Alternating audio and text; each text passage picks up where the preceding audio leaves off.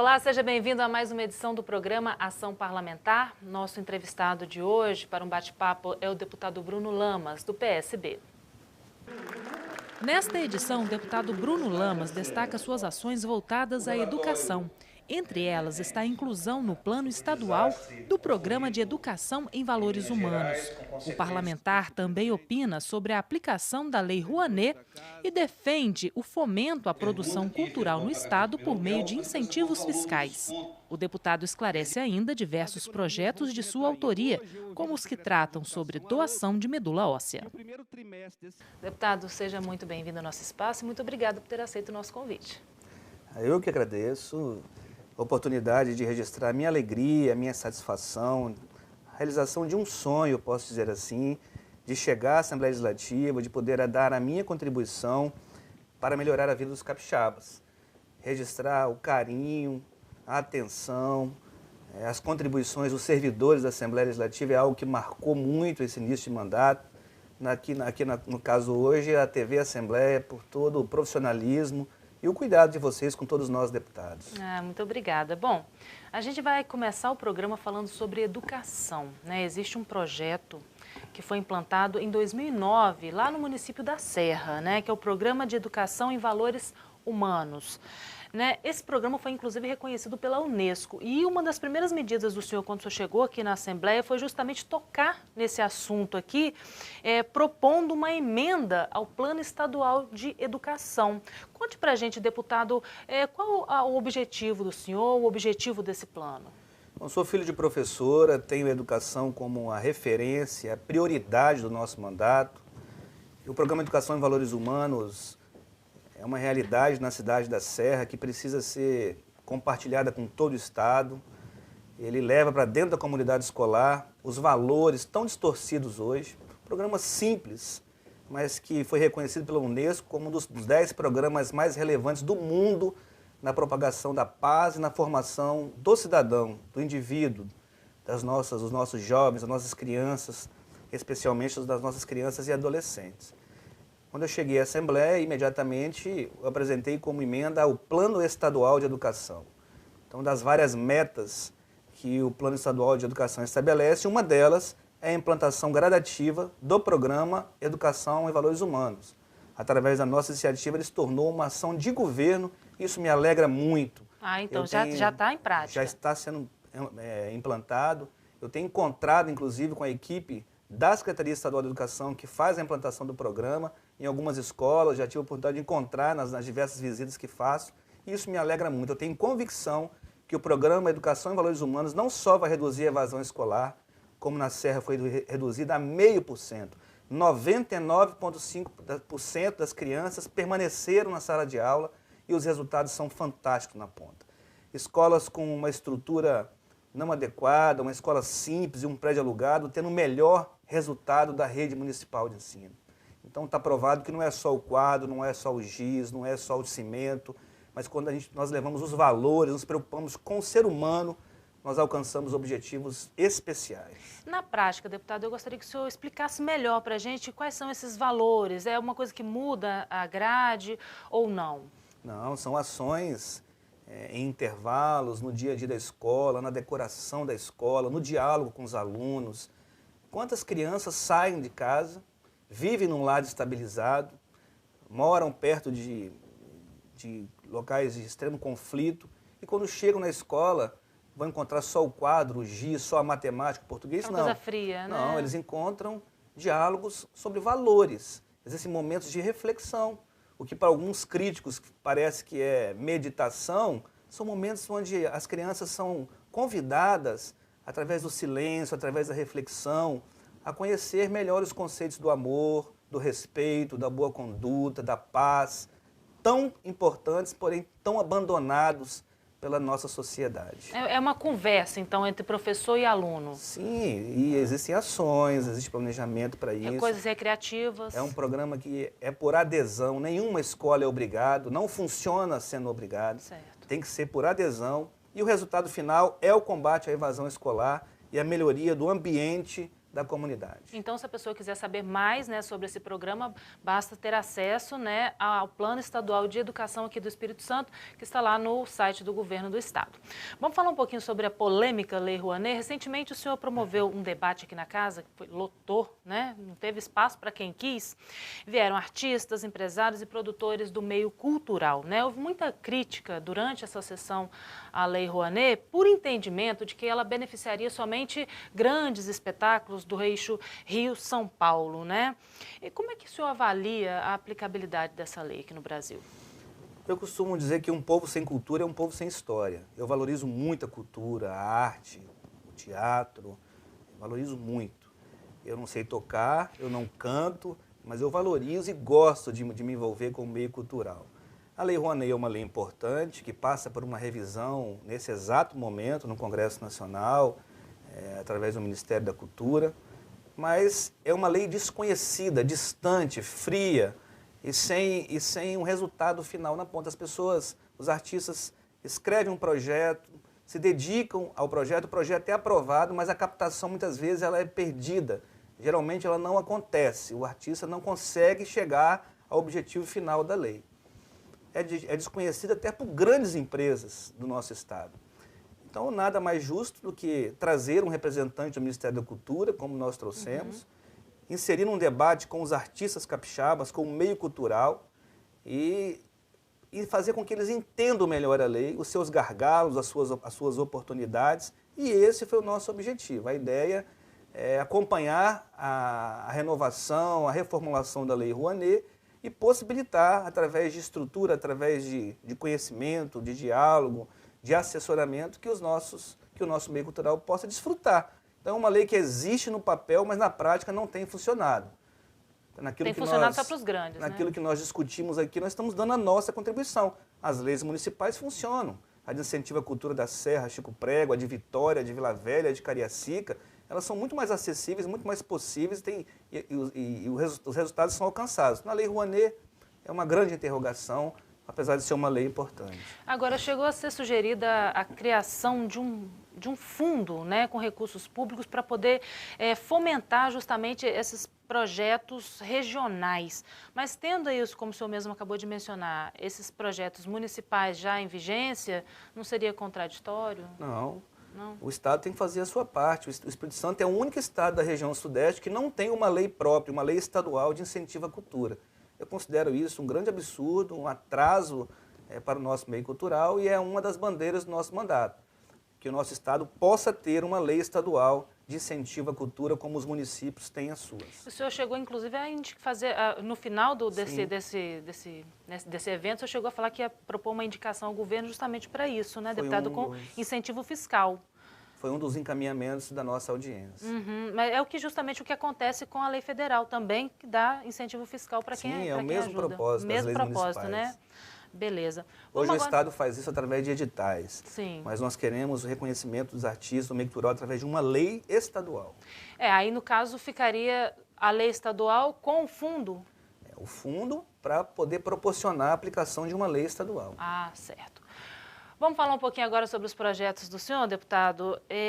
A gente tem aqui 4 iniciativas. 3 projetos estão ainda em discussão aqui na casa e um já virou lei, que tratam sobre doação de medula óssea, né? Um assunto que muita gente às vezes desconhece, os próprios especialistas mesmo falam que existem muitas dúvidas acerca desse assunto, né?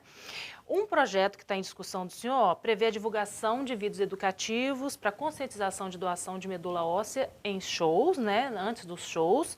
O outro institui o pagamento de meia entrada para doadores de medula óssea em eventos culturais e esportivos, assim como já é para quem doa sangue, né? E o outro isenta o doador de medula óssea do pagamento de taxa de inscrição em concursos públicos. E o projeto que já virou lei que institui o Dia Estadual de Conscientização da importância de se doar medula óssea. Deputado, por que o interesse nesse tema especificamente? O interesse em um assunto sério, muito sério, que merece toda a atenção, toda a nossa sensibilidade, porque doar medula, assim como doar sangue, significa doar vida. É preciso motivar, é preciso incentivar, é preciso conscientizar, e nada mais justo do que um dia dedicado exclusivamente a isso, que é o dia 6 de outubro, a nossa lei aprovada, que é o dia de conscientização da doação, sobre a importância da doação da medula óssea. Poucas pessoas fazem a doação, poucas informações chegam à população, as pessoas acham que dói muito, que é complexo. Não tem nada disso, é um gesto simples, assim como doar sangue. Você se cadastra em um grupo, um cadastro nacional de doadores e pode, por esse Brasil afora, salvar vidas. Então, além da conscientização, os incentivos. São incentivos simples, mas que vão certamente colaborar para o aumento do número de doadores para essas pessoas que tanto precisam. Teve alguma motivação pessoal? Sim, eu conheci um jovem internado da cidade da Serra, por nome de Romero, que está lá esperando há meses por um doador. Nem na própria família ele encontrou. O máximo, difícil, ele encontrou um que tinha 80% de probabilidade, ainda é pouco para efeitos de doação. Encontrar uma pessoa extremamente compatível é muito difícil, realmente, por isso que é preciso ampliar esses números aí, né, deputado? Segundo os especialistas, como eu disse, há muita falta de informação sobre o procedimento. Muitos confundem, né, a medula óssea com a medula espinhal, acham que vai ficar paraplégico, outros acham que a medula doada, né, vai fazer falta, não tem nada disso, né? Há muita desistência também depois que a pessoa faz o cadastro, justamente por falta de informação, e esse dia de conscientização seria justamente para desmistificar essas questões, né? Bom, os interessados, no Espírito Santo temos 10 mil cadastrados, mas o número ainda é considerado muito baixo. Os interessados em doar devem procurar o hemocentro mais próximo, né? No estado são 5 pontos de cadastro. São Mateus, Linhares, Cachoeiro de Itapemirim, Serra e Vitória.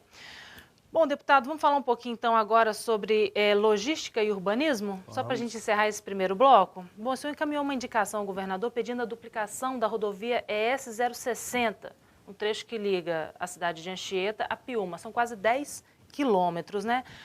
Há uns 2 anos foi feita uma melhoria nessa estrada.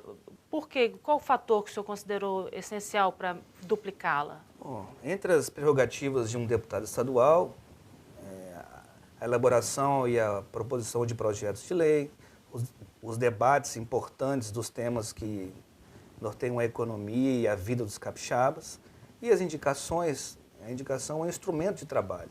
Geralmente ela vem da iniciativa popular.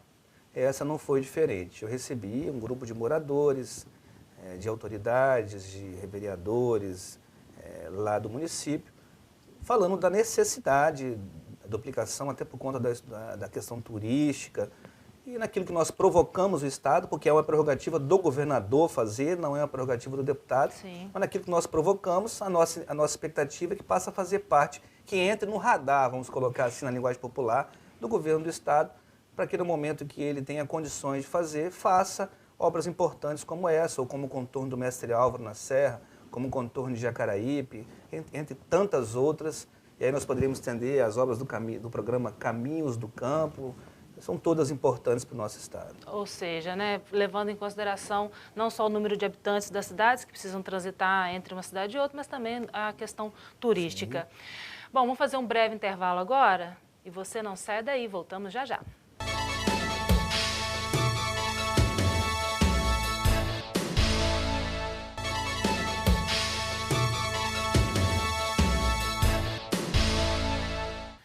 De volta com o segundo bloco do Programação Parlamentar, hoje conversando com o deputado Bruno Lamas, do PSB. Deputado, tem um projeto do senhor que já está pronto para votação, foi apresentado ano passado, né? E teve umas mudanças aí nesse projeto que prevê o parcelamento, ampliação das parcelas do IPVA. O senhor inicialmente tinha pedido 10 vezes, né? O que houve? Bom, eu tenho dito que a crise não chegou só para os governos, para o governo do estado, para as prefeituras, para o governo federal. A crise atingiu diretamente o pai de família. O IPVA é um imposto que não tem como deixar de pagar, é rigoroso, os veículos são apreendidos, infelizmente, quando o IPVA está atrasado. E a ideia nossa é parcelar em 10 vezes o pagamento deste imposto. Apresentei o projeto, os deputados reconhecem como importante, relevante e tem colaborado para a sua aprovação, porém, eu enfrentei uma resistência muito grande na quantidade de parcelas. Os municípios alegam que eles também estão em dificuldades e que esse é um imposto que chega para as prefeituras.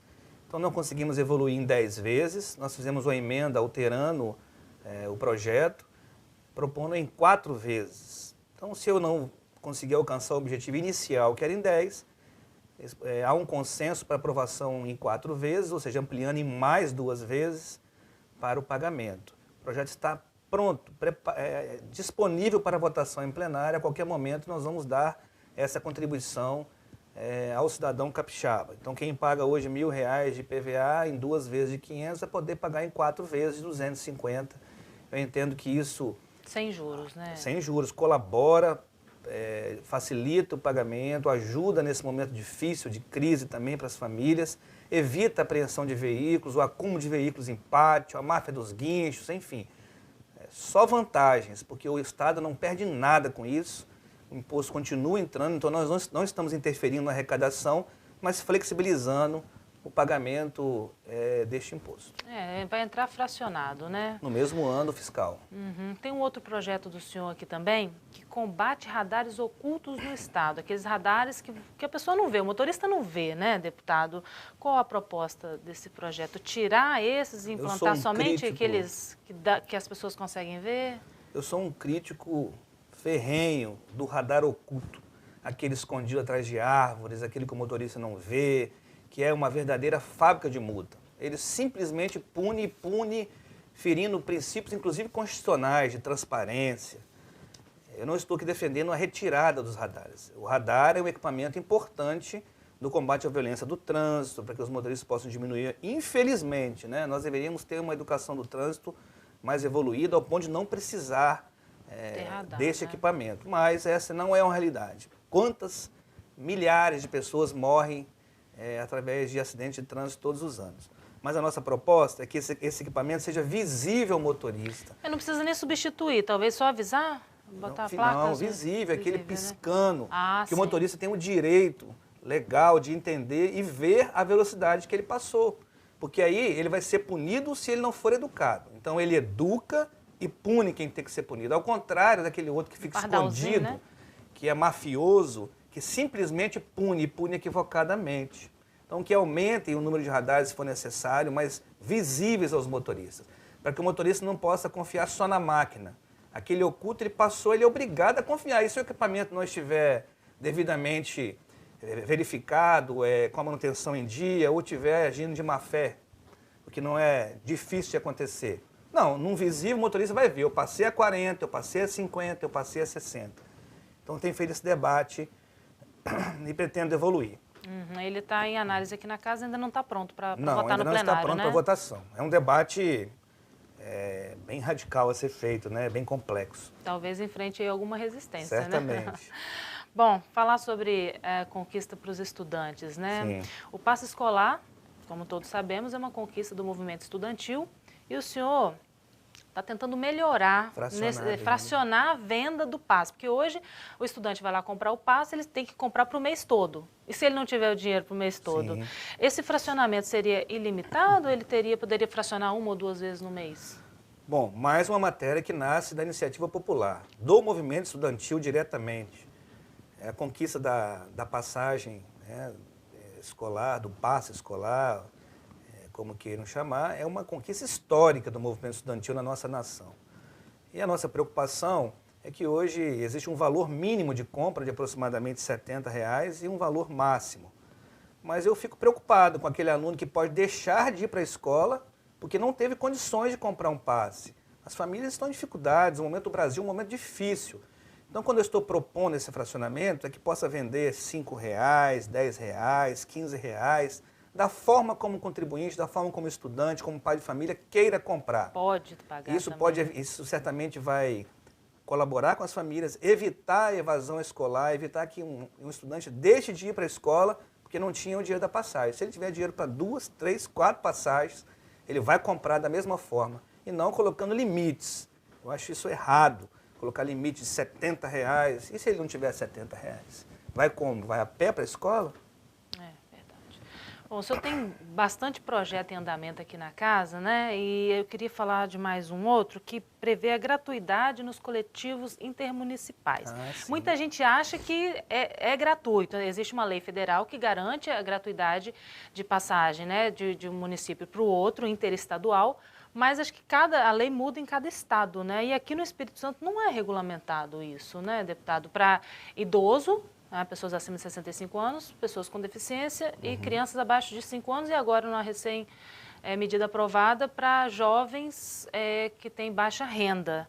Aqui no Espírito Santo, então, a pessoa se quer sair, por exemplo, de Vitória para Colatina, ela não tem como, gratuitamente.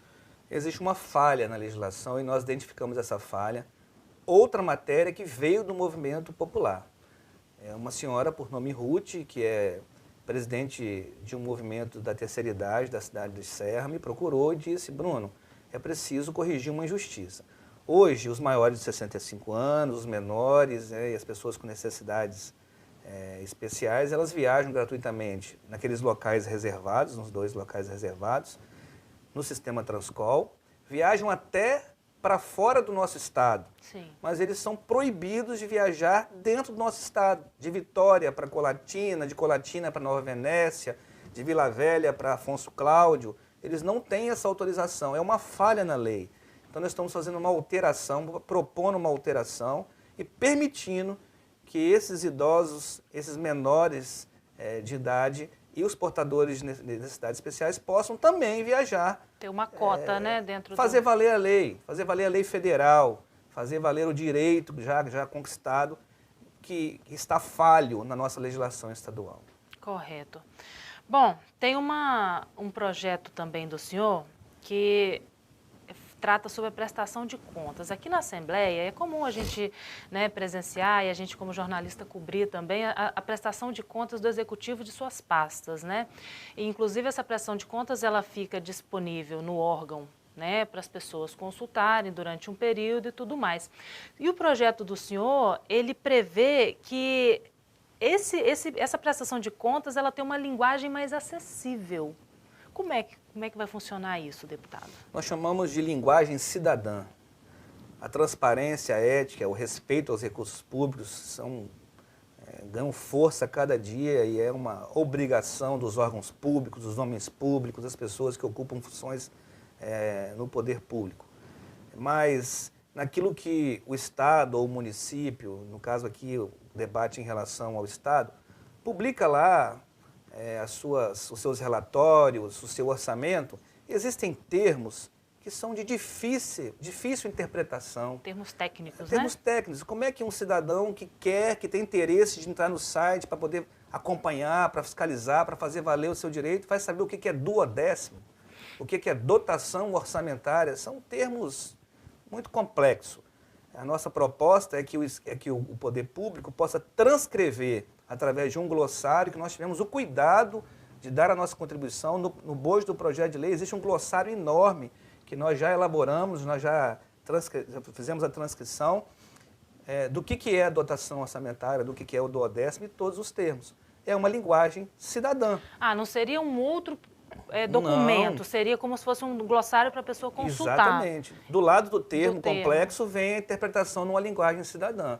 Eu tenho certeza que isso vai aumentar a capacidade de fiscalização por parte da população, o interesse em fiscalizar, em participar e entender o que é o orçamento público e o que é a máquina pública. E esse projeto está em que fase aqui na Assembleia? Ainda tramitando nas comissões. Nas comissões, né? Aliás, essa é uma dificuldade do parlamentar. A lentidão com que os projetos tramitam nas comissões, os projetos do Executivo, muitos deles realmente precisam de velocidade, vão rápido, porque tramitam em regime de urgência, mas né? As propostas importantes como essa levam muito tempo para poder chegar à votação. Isso atrasa o nosso trabalho, atrasa o tempo para que a população possa desfrutar de leis importantes como essa. Bom, deputado, o nosso programa chegou ao fim. A gente tinha até mais assunto para conversar, que o senhor tem realmente bastante projeto, né, apresentado aqui na casa. O senhor gostaria de fazer mais alguma consideração?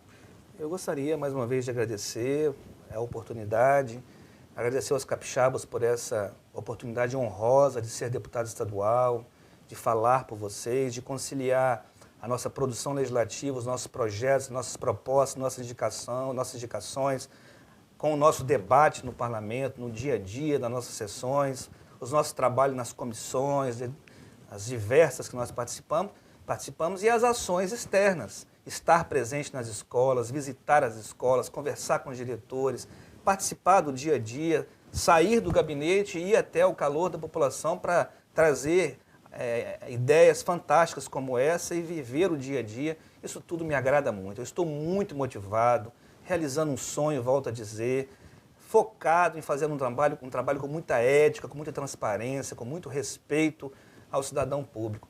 Por fim, eu queria deixar registrado essa postura nossa. Eu sou um deputado que nunca utilizei uma diária para viajar, que nunca tirei uma passagem aérea com recurso da população. Isso é um ato simples, eu sei, mas é em respeito à população. O meu veículo é devolvido no período de recesso, a minha estrutura de gabinete, eu usei 1/3 do que eu teria direito, dos valores que eu teria previsto, tudo isso em respeito à população, entendendo esse momento difícil que nós vivemos. Conciliando isso com a nossa produção legislativa, com a nossa capacidade de diálogo, eu tenho consciência que daremos ainda muitas contribuições ao nosso querido Espírito Santo. Nós vamos romper esse momento difícil e vamos virar essa página negativa do nosso país. Ok, deputado, muito obrigada, então. Encerramos aqui mais uma edição do Programação Parlamentar. Hoje conversamos com o deputado Bruno Lamas. Se você quiser interagir com o deputado, basta escrever para o e-mail dele, brunolamas@l.es.gov.br. Para saber mais sobre as medidas apresentadas por ele, discursos em plenário, você pode acessar o nosso site oficial que você confere aí na tela, ou então todos os dias com edição inédita do Jornal Panorama às 10 horas da noite. Muito obrigada pela sua companhia e eu te espero em nossa próxima edição. Até lá!